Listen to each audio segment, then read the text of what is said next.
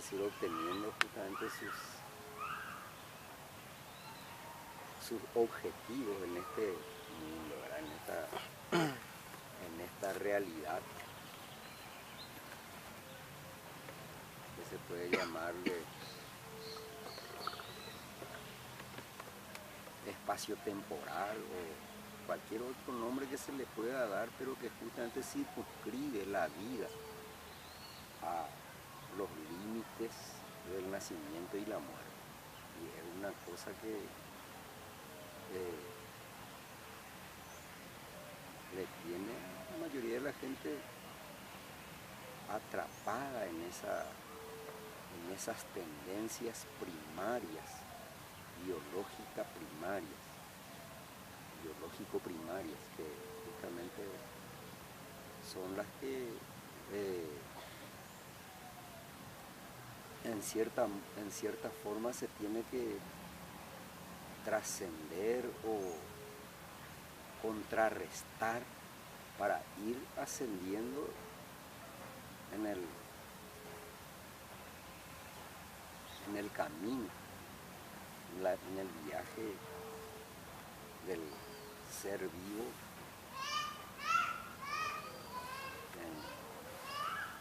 en ese proceso evolutivo en el que está inmerso. Esa sería la forma que estaría entendiendo esto también. ¿Ya pusiste que tú? Claro, ¿no?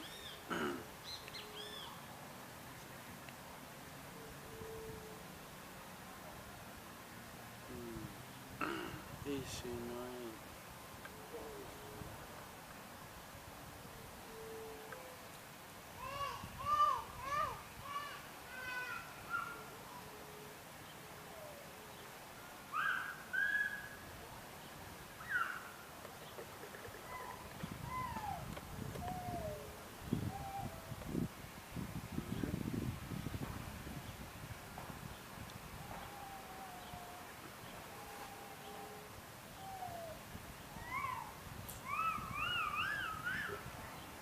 Nada interesante.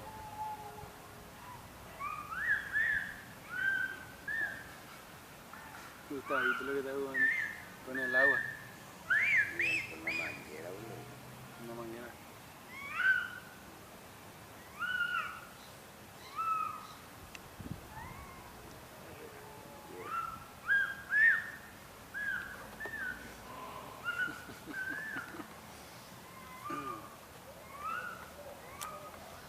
Y si no hay...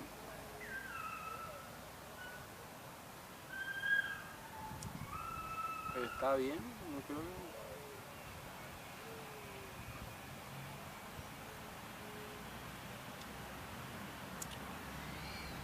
que... Es...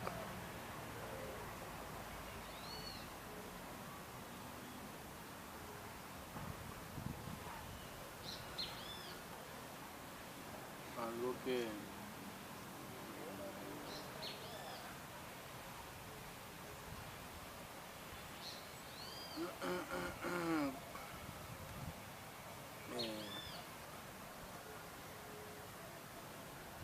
es la realidad expresándose en esas formas. Y sí.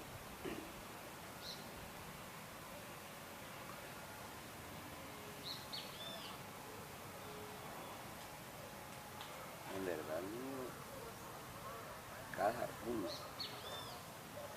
es el que va aquilatando en sí mismo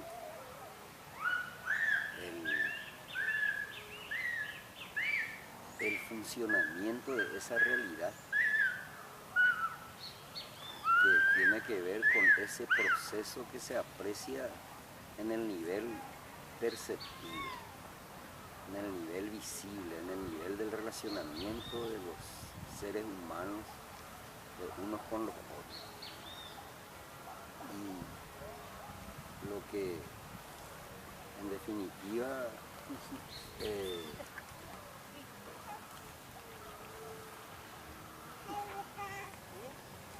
definitiva enseñan los maestros, que finalmente no son sino nosotros mismos, hablando desde dentro de nosotros mismos. En realidad es que esa manera de ver la realidad irreductiblemente condicionado a esos, digamos, a esos puntos desde los cuales se aprecia la vida como algo que se circunscribe a este aspecto material, podemos decirle. Entonces esa es una manera que realmente impide que uno pueda instalarse, se puede decir, en su verdadero ser. El verdadero ser de cada uno, de todos. No está circunscrito a la estructura corporal y mental, en el sentido de una mente limitada que es capaz de ver y apreciar las cosas dentro de contextos en los que solamente se puede distinguir, se puede decir, lo perecedero, lo que cambia y perece. Es una forma de ver que tiene la mente y que realmente le sume a uno en confusiones y en una alternancia sin fin entre el placer y el dolor y el miedo y el deseo. Entonces uno vive en esa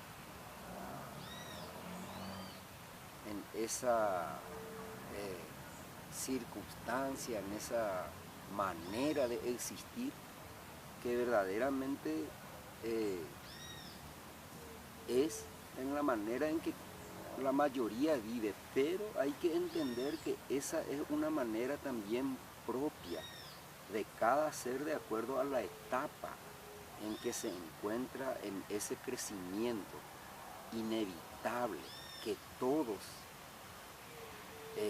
tienen que tener en el proceso global de la evolución del universo o del mundo o del planeta, se puede llamar, de la vida en este planeta. Por eso es que realmente este es un tema que para poder ir comprendiendo plenamente uno solamente tiene que apuntar a la intimidad profunda de su sí mismo, donde opera esa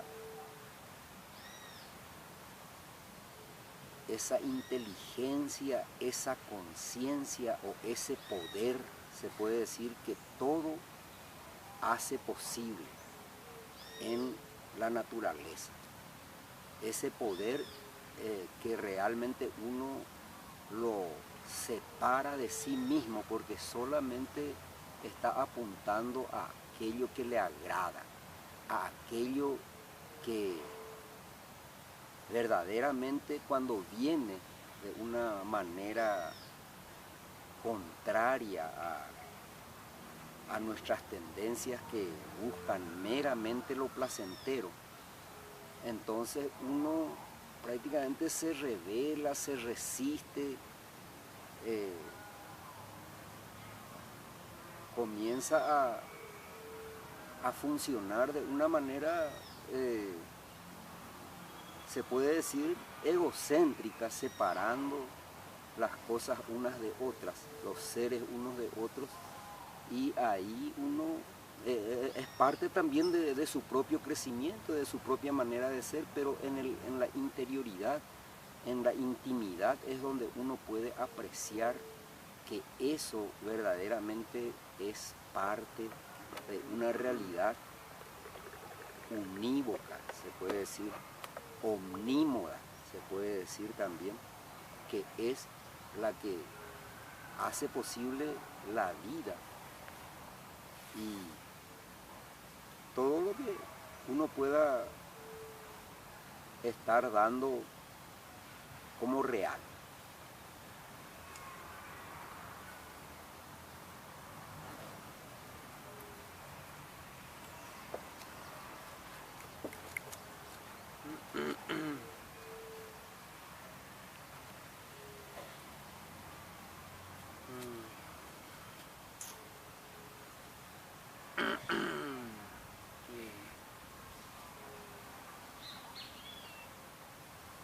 Y sí, no, repitiendo un poco lo que dije hace un ratito, la realidad expresándose en esas formas.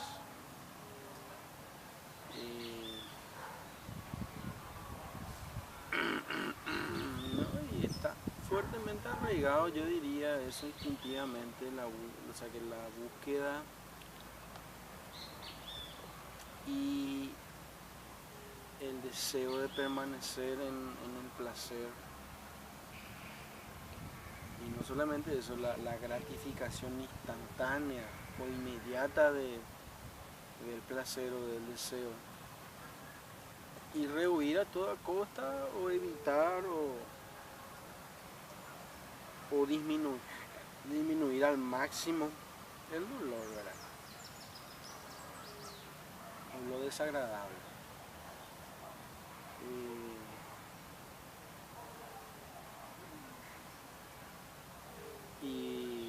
Y sí, o sea que bueno, vos dijiste que la mayoría de la gente vive en un estado de, vamos a decirle, un estado egocéntrico. Y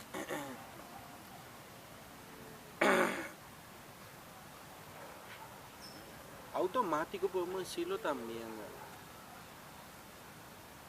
Pero igual aún así, aun cuando eso pueda ser considerado en cierto sentido sufrimiento, como diría el Buda, ¿verdad?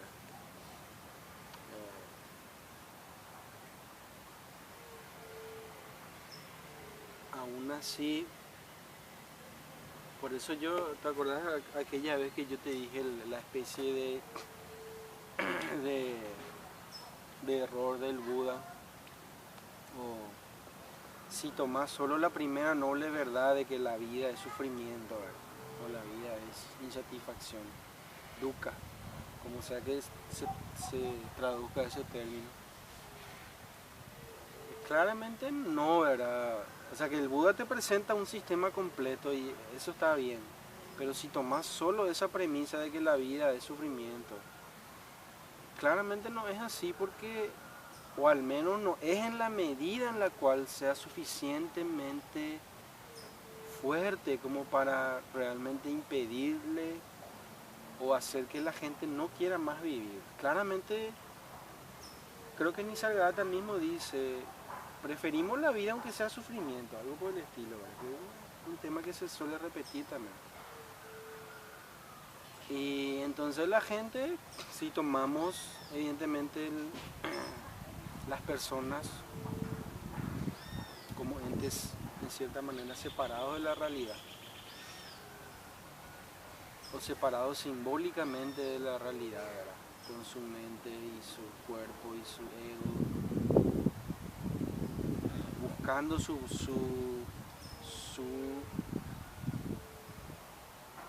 felicidad, por usar esa palabra, ¿verdad? Sea lo que fuere la configuración, como vos decís, en esa etapa de la felicidad para esa persona.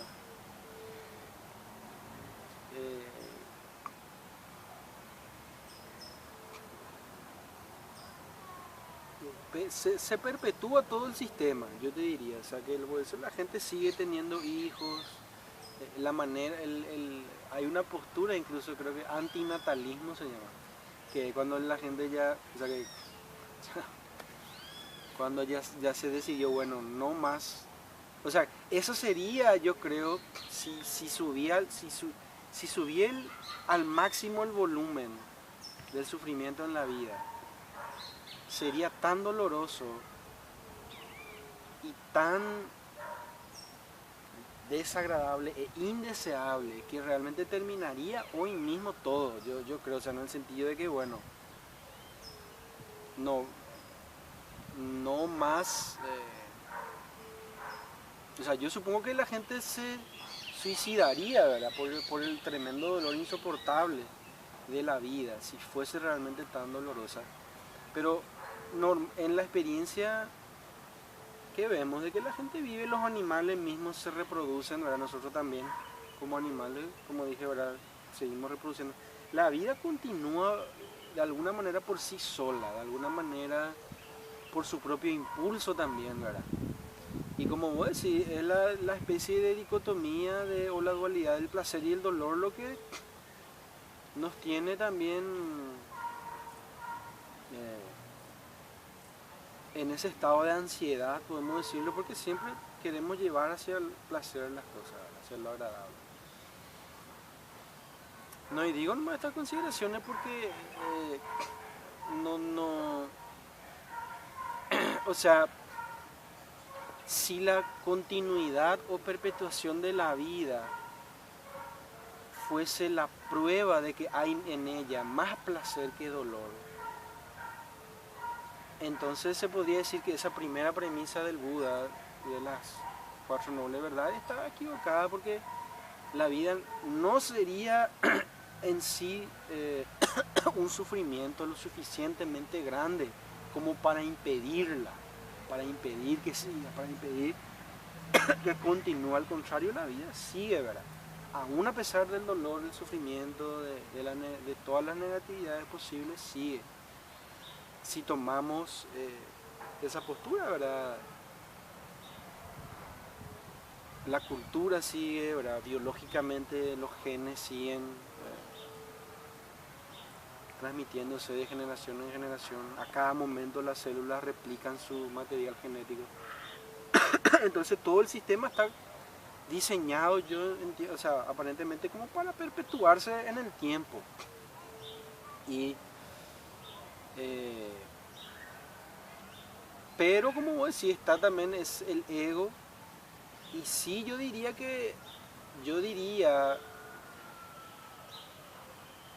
¿te acordás que cuando te dije este tema del error del Buda, de la primera noble verdad, de que Muji mejoró esa primera noble verdad diciendo, bueno, no le vaya a hacer acordar a la gente que está sufriendo? Esa sería la manera de incorporar esa especie de angustia, y muchos hablaron de esto, por supuesto, Kierkegaard, ¿verdad? Los existencialistas mismos, la especie de el absurdo total de la vida, ¿verdad? Y el sufrimiento que conlleva. Y Camus, por ejemplo, él dijo, bueno, Sísifo y su piedra, tenemos que imaginarnos a Sísifo feliz, ¿verdad? O sea, la tremenda monotonía y lo absurdo, insoportable de la vida, inmanejable, vos de alguna manera encontrar la felicidad, ¿verdad? Manufacturás tu felicidad o creás o inventás tu felicidad. Y porque ellos perdieron totalmente la especie de objetividad, entre comillas, que tenía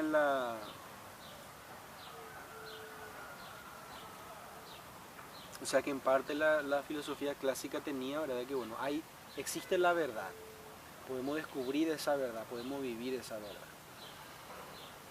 Y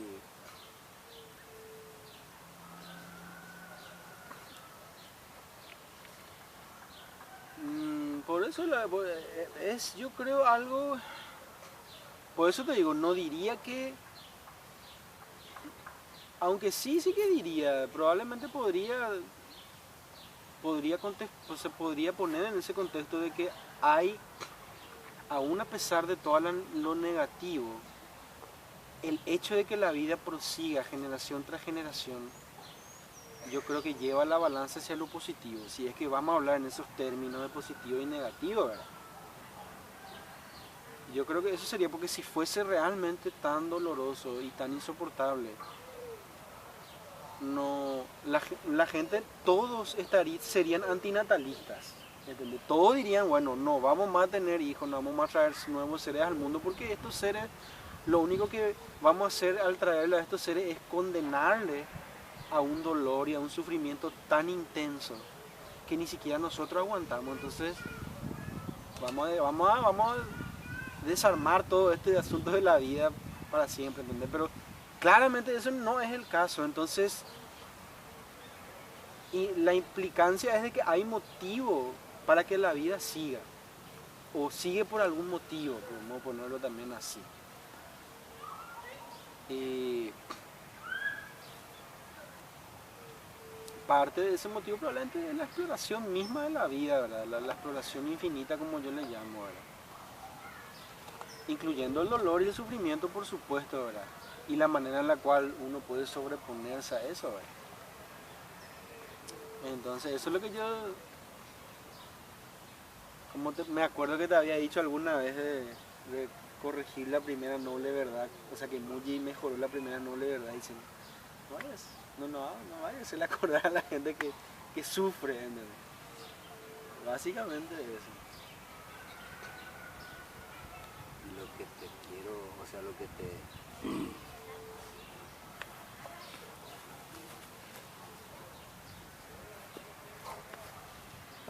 te puedo apuntar sobre ese planteamiento que vos estás haciendo es que tu planteamiento puede considerarse válido dentro de cierto contexto que realmente yo mismo considero apropiado dentro justamente de la tradición occidental, incluso dentro de la tradición bíblica te diría, lo cual es una cosa a explorar, indudablemente, pero dentro de la tradición hinduista y budista, el budismo que está entroncado en el hinduismo, en realidad ellos parten de la premisa muy concreta de que esta vida en el sentido, se diría perceptible, esa sería una de las palabras quizás que más a propósito puedan emplearse, esta vida en su aspecto perceptible es una ilusión. Se trata de una ilusión donde la vida misma, te voy a decir, es en sí sufrimiento mirado en el contexto de totalidad o de globalidad. En el contexto donde se puede advertir que está el nacimiento y la muerte inevitable para el ser vivo, entre ellos el ser humano. Entonces, desde esa perspectiva, el Buda expone su primera noble verdad, en el sentido de que la vida, en realidad, comienza con el nacimiento. Después del nacimiento vienen las enfermedades, la vejez y la muerte.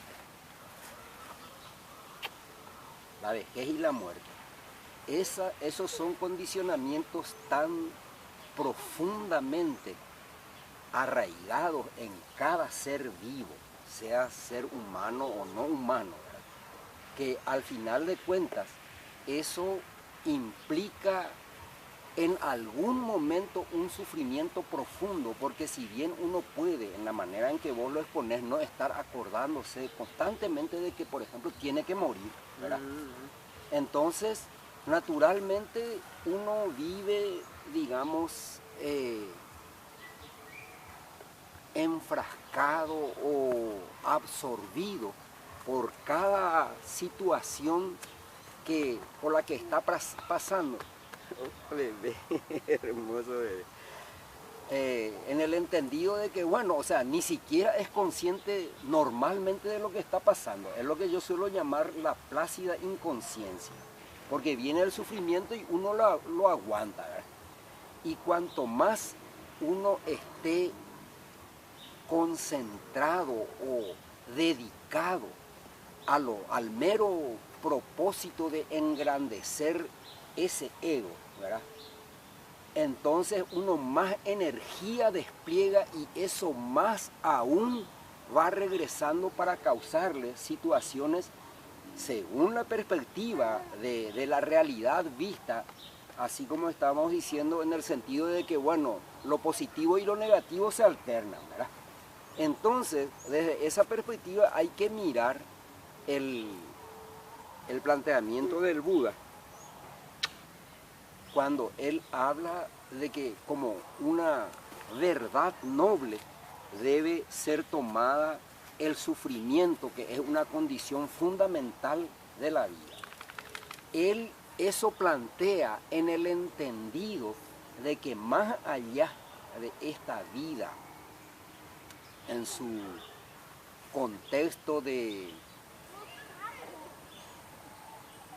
relatividad, se puede decir, de relación, en su contexto de relación de unos con otros, más allá de eso existe una realidad en la que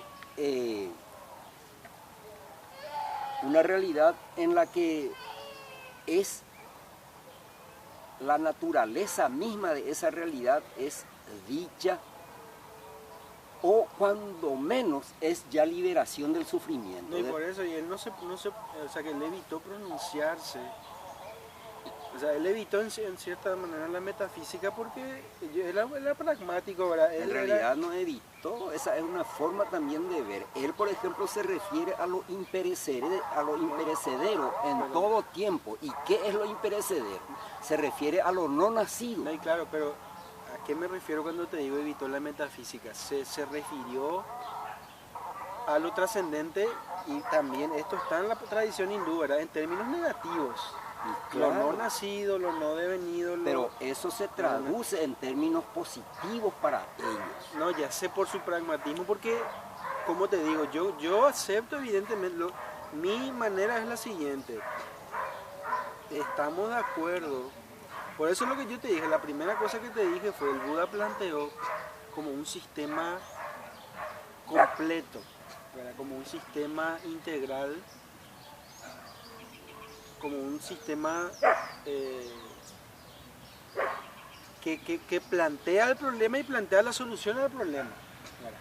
Pero yo digo, lo que yo te dije fue, si vos tomás solo el problema como realmente un problema, vos dijiste, una especie de condicionante de la vida es el sufrimiento, y la pregunta o la contextualización de la población que tenemos que hacer es, ¿en qué parte y en qué medida el sufrimiento es o conforma o conlleva la misma, la experiencia humana, ¿verdad?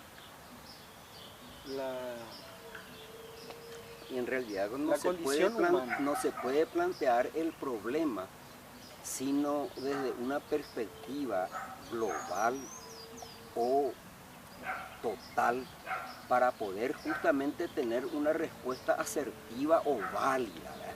Porque si es que uno desgaja también aspectos de la propia vida, entonces uno naturalmente va a encontrar una respuesta fragmentaria. Bueno, pero atendé lo que vos dijiste recién, vos dijiste la vida en su totalidad, y eso también es algo que hablamos, la vida en su totalidad es sufrimiento.